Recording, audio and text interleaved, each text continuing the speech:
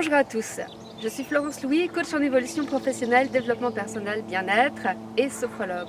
Et aujourd'hui dans cette vidéo, nous allons parler de 5 façons de pouvoir prendre soin de soi, de se donner ce qu'on appelle du care en anglais.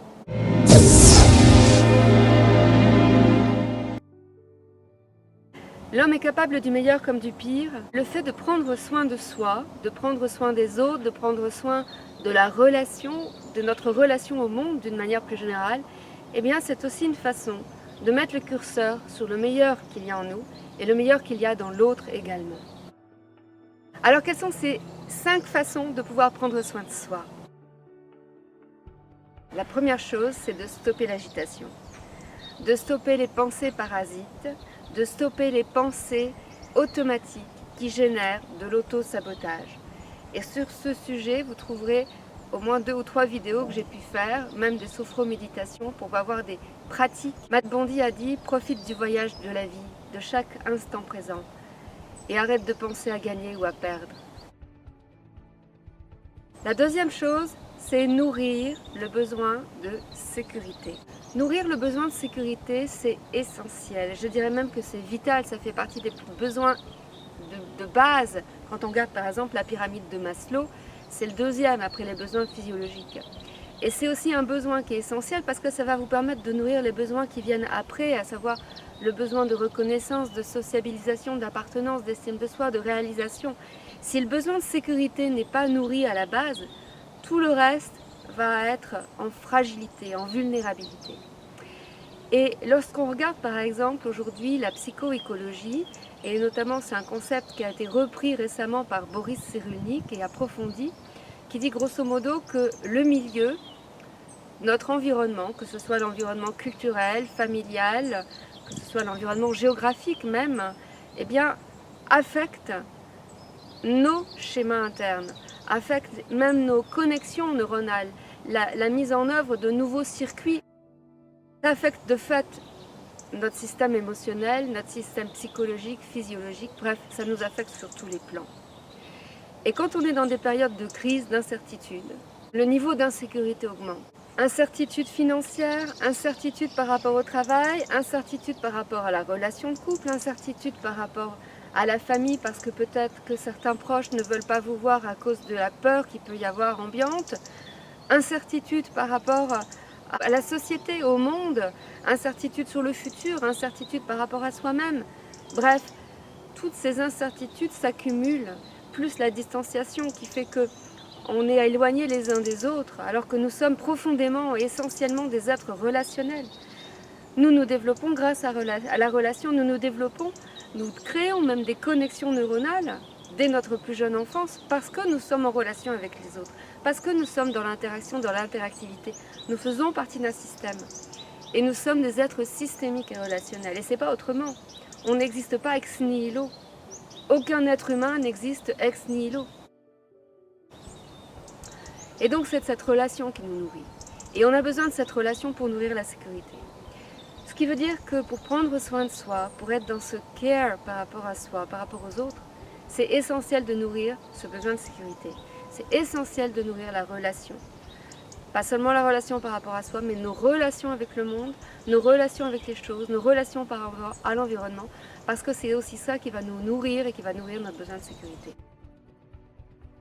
Troisième point que j'ai envie d'aborder avec vous, c'est celui de la bienveillance, c'est-à-dire se donner du care, prendre soin de soi, ça commence par être bienveillant avec soi. Mais pas seulement avec soi-même, c'est aussi être bienveillant avec les autres, et c'est aussi bien entendu être bienveillant avec ceux dont on est amené à parler et qui ne sont pas forcément là, même si parfois il peut y avoir de la colère. C'est d'être à l'écoute de ses sensations, de ses besoins, d'être à l'écoute de ses émotions et de nourrir ses propres besoins. Et si ce sont des émotions de colère qui sont là, si ce sont des émotions de tristesse, peut-être c'est de prendre conscience d'où elles viennent et puis surtout de les exprimer pour ne pas qu'elles s'impriment. Vous savez, Carl Gustav Jung disait « tout ce qui ne s'exprime pas s'imprime ». Donc il vaut mieux que ça soit exprimé au travers d'un médium créatif, par exemple, plutôt que ça s'imprime à l'intérieur de vous et que vous en rendiez malade. Quatrième chose, c'est de nourrir la confiance en vous. C'est de développer cette confiance en vous qui passe aussi par l'estime de soi naturellement et qui passe aussi par la confiance dans la vie, la confiance dans le processus de vie.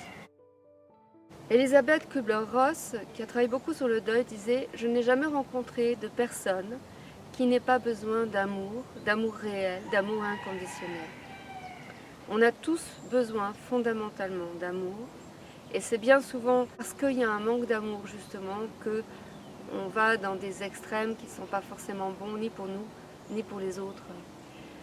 Souvent c'est ce manque d'amour qui est l'essentiel de par exemple ce qui peut entraîner de la jalousie, ce qui peut entraîner les notions de dévalorisation, etc. Donc commencez par nourrir cet amour-là pour vous, ça permettra de nourrir l'estime, la confiance et le bien-être aussi. La cinquième chose, c'est d'être créatif, c'est-à-dire de libérer cette créativité, ce potentiel intérieur que nous avons tous, chacun en nous. Il y a quelques années de ça, j'ai écrit un livre qui s'appelle « Comment se reconnecter à soi-même » aux éditions d'Angle. Et dans ce livre, je parle de la dynamique créative de l'être. Parce que j'ai l'intime conviction que nous avons tous une dynamique créative liée à notre être véritable. Et que si on est à l'écoute de cette dynamique, eh bien finalement, on est dans le processus de la vie à 100%. Et que de fait, la vie va nous donner ce qui nous permet de grandir, d'évoluer. Et cette dynamique nous amène à libérer notre potentiel, nous amène à contacter cette motivation intrinsèque qui fait que ça donne du sens à notre vie, qui fait qu'on sait pourquoi on a envie de se lever le matin, qui fait qu'on a une direction dans notre vie, qui fait que certains parleront de mission. En marchant avec cette dynamique, qui est celle de notre être intérieur, ça peut être par plein de méthodes que j'explore notamment dans ce livre, eh bien, ça permet de dépasser les blocages où l'énergie de vie ne passait plus. Donc de fait, évidemment que ça nous permet de traverser aussi des blessures, en tout cas de les identifier, de cicatriser ces blessures-là pour avancer vers plus de soi-même. Et plus on avance vers soi, plus évidemment on prend soin de soi.